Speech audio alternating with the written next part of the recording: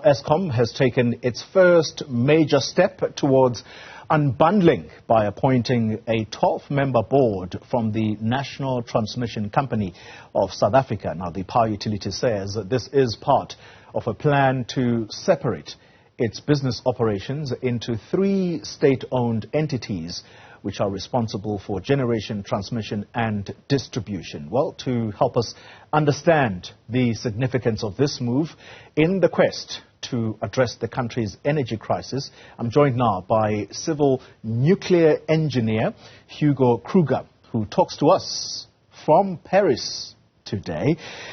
Mr. Kruger, good morning to you and thank you very much for your time. First, let's begin with the appointment of this board.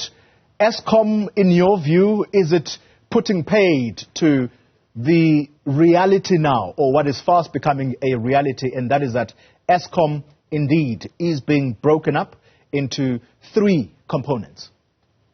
Good morning, Jolie. First, I've been opposed to this move from the beginning, since it started. I even went to the parliamentary portfolio committee to oppose it, and it seems the government has just got groupthink around it, and they continue, and they're going to hit clay, and I predict a political backlash coming from this. Yes, there is a reality that Eskom is underperforming, that is correct. Now, the reality is this: government has not maintained the coal fleet for a very long time. And now it seems to me that they are privatizing Eskom. This is privatization. They just say it isn't, but it's how classical privatization happens, without taking lessons around the world. And I regard this as a highly reckless move. Why? Zimbabwe unbundled once. They had to rebundle after it was run into the ground. Lebanon did so, the same thing. Russia in the 1990s. There's so many failed examples of unbundling. And I have not seen anyone from government, from Pravin Gordhan or from Minister Mantashe or from Minister of Electricity's office, citing how they are going to create guardrails against what failed in other countries. And the World Bank's literature on this is very clear, where it says no country that has successfully unbundled without a security of supply has succeeded. So we have load shedding. The literature tells you countries that unbundled during load shedding caused chaos, and yet we are going full steam ahead with this thing. It does not make sense to me. Wow. And I'm going to ask you in a moment to just go deeper when you say this is privatization, even though public language says, no, we are not privatizing. You are clear in your very first statement that you have been opposed to this move. Tell us why. Well, let's understand what is unbundling. When you unbundle, you accept private sector participation. Now, theoretically, you can still have Eskom generation competing against the private sector. We already have IPPs, independent power providers in South Africa. Well, first of all, they've never been independent power providers. The biggest one is the president's brother-in-law, Patrice Motsepe.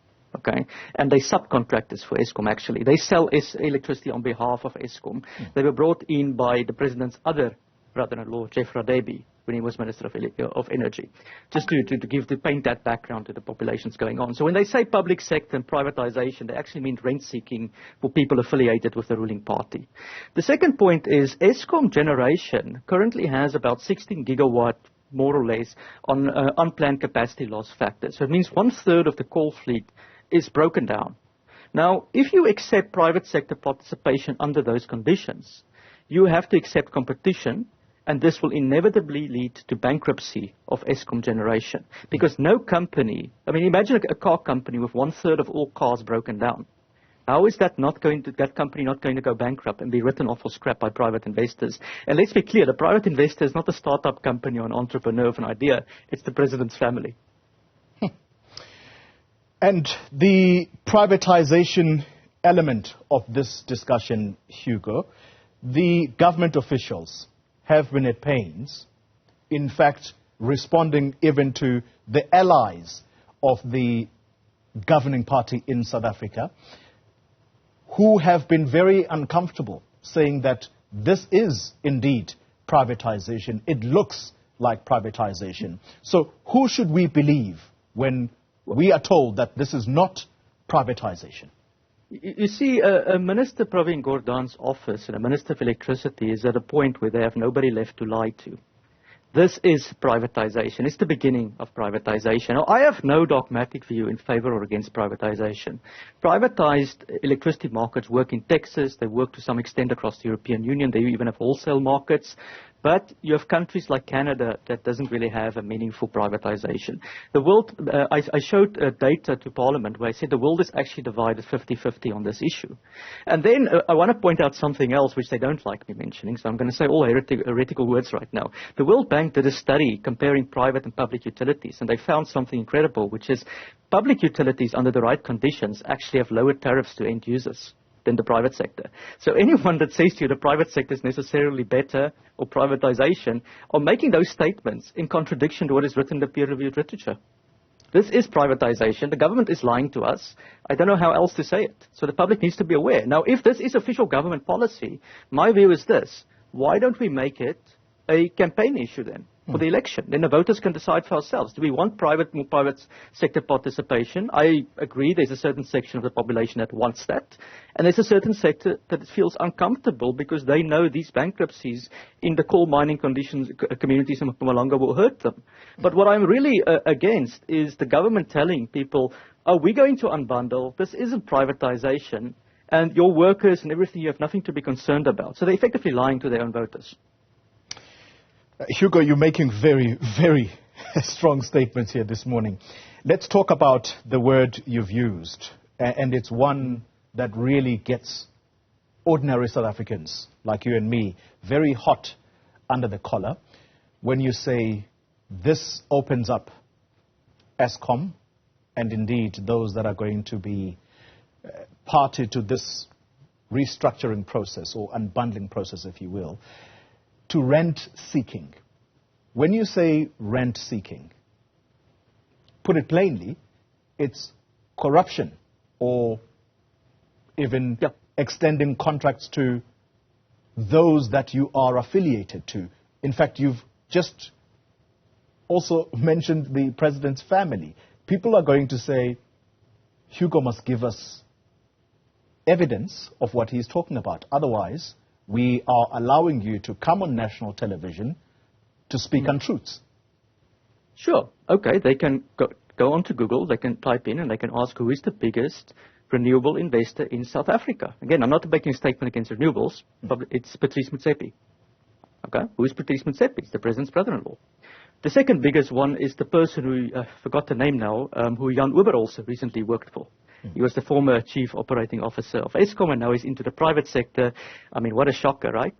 Brian Dames was the CEO of Eskom. He works for Patrice Motsepe at the moment. We're seeing, I'm very blunt here, but we're seeing what happened towards the end of the Soviet Union, where middlemen or senior management within their nationalized utilities jumped to the private sector. And what this means when we say rent-seeking is we are preparing South Africa, I'm very blunt about this, to become a mafia state. Lebanon is another good example. They unbundled, they didn't carry through with it, and now the mafia is a bigger competitor to electricity to Lebanon. I have not seen any of these things mentioned in the mainstream media.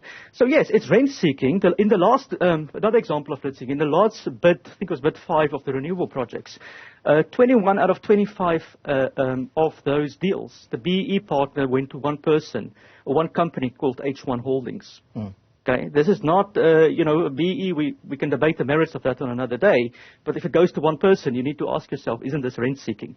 And this is my view. The private sector is politically affiliated people. They have drawn people who worked for Eskom, like Dames and Oberholzer before, into their organizations, and now they are just waiting for Eskom generation to fall. And look at the language they're using. They're saying generation is broken, but transmission is okay.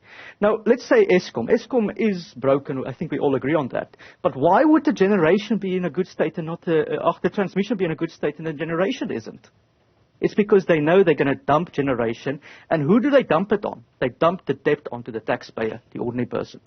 That's how, this is a classical example of privatization that Noam Chomsky called off, where he says, you make sure it doesn't work, you run it to the ground, and then when it's broken, you hand it to the private sector for scrap. This is what I believe is happening at the moment. Indeed, and Noam Chomsky has been quoted many times here in South Africa on that.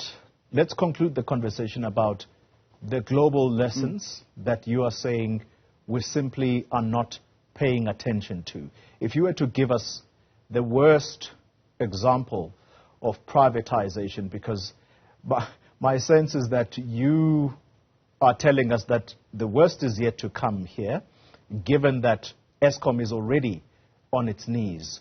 What is the best case study you could give us about privatization that has simply really gone wrong?